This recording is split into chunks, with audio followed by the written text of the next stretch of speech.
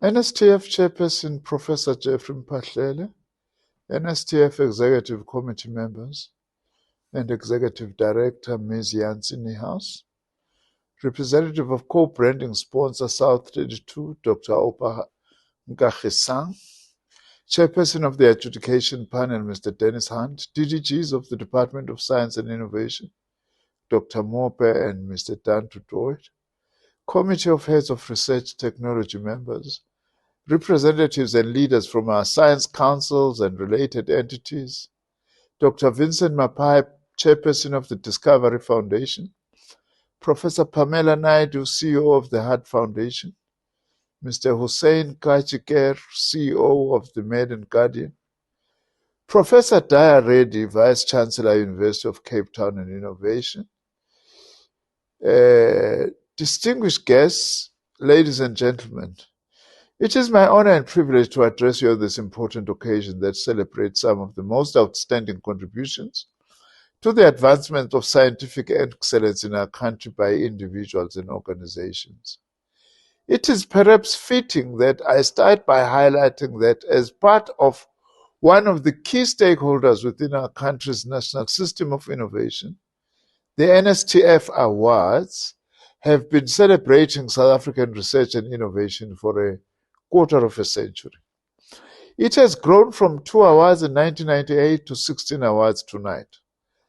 Almost 300 outstanding researchers, innovators, teams, and organizations have been awarded throughout the years. By all accounts, this is a phenomenal growth over the past 2 decades and something I believe is deserving of our congratulations. I'm also informed that tonight will also see the awarding of a special award called NSTF Ukhozi Award. I congratulate you on this collaboration and I wish this collaboration to grow even further. There is general agreement among scientists, business leaders, and public policymakers that science and innovation are more important to South Africa and the world than ever before. To find greater resonance and value outside the scientific community, science and technology needs to be seen to be solving some of the most pressing, urgent social challenges that ordinary human beings are grappling with on a day-to-day basis. This is even more important for developing countries. The NSTF Awards are important in a number of respects. First, they remind us that the search for sustainable solutions for humanity must be underpinned by a culture of excellence in all we do. While a number of individuals and organizations are involved in science, technology, and innovation, some distinguish themselves by attaining the highest scientific and ethical standards possible. This then suggests that in addition to recognizing scientific excellence, at occasions such as these ones, it is equally important that we also link the notion of scientific excellence to social consciousness and social justice. By this, I mean the deliberate application of science, technology, and innovation to help resolve some of humanity's most urgent problems. The world has changed significantly in the last 50 years or so, and with these changes have come several complexities for individual citizens and countries alike. To help us develop a deeper appreciation of these complexities, the World Economic Forum's 2023 Risk Report makes a few instructive observations. The report observes that as 2023, I quote, begins, the world is facing a set of risks that feel both wholly new and eerily familiar.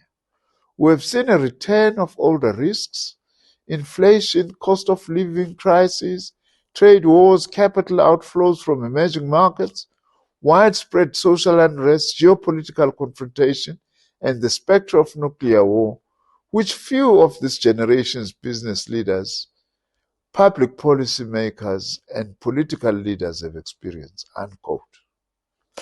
The report further observes that these are being amplified by comparatively new developments in the global risks landscape, including unsustainable levels of debt, a new era of low growth, low global investment, and deglobalization, a decline in human development after decades of progress, rapid and unconstrained development of dual-use technologies, and the growing pressure of climate change impacts and ambitions in an ever-shrinking window for transition to a 1.5 degrees warmer world. Together, these are converging to shape a unique, uncertain, and turbulent decade to come. That was from that World Bank report. Prominent social activist Arundhati Roy puts it more sharply, and I quote, "Once, weapons were manufactured to fight wars. Now wars are manufactured to sell weapons." Unquote. While these risks are described as global, we are conscious of the fact that countries in the global south are invariably going to be the most affected by all this. As part of the global south, this compels us as South African scientists, innovators, and public policymakers to ask a number of pertinent questions. One such question being, to what extent do the innovations that we are celebrating here tonight and on other occasions help us address some of our country's most urgent social and economic challenges? The advent of the Fourth Industrial Revolution has not just brought with it profound changes for the world of work, but it has transformed our very way of life. We are now seeing how entire industry are rapidly transforming, and even social relationships and human interaction.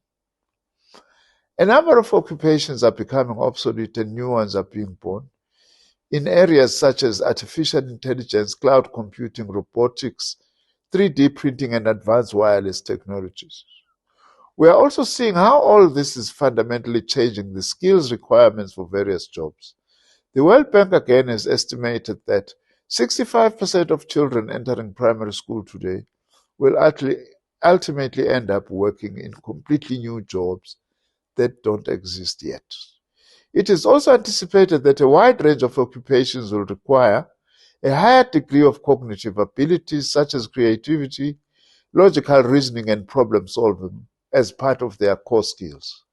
This is the reality of the world we live in today, and we must ensure that we prepare our young people to not just be able to participate in a world that is defined by such developments as the Fourth Industrial Revolution, but also to ensure that the young people of our country themselves are able to make their own contribution to new technologies.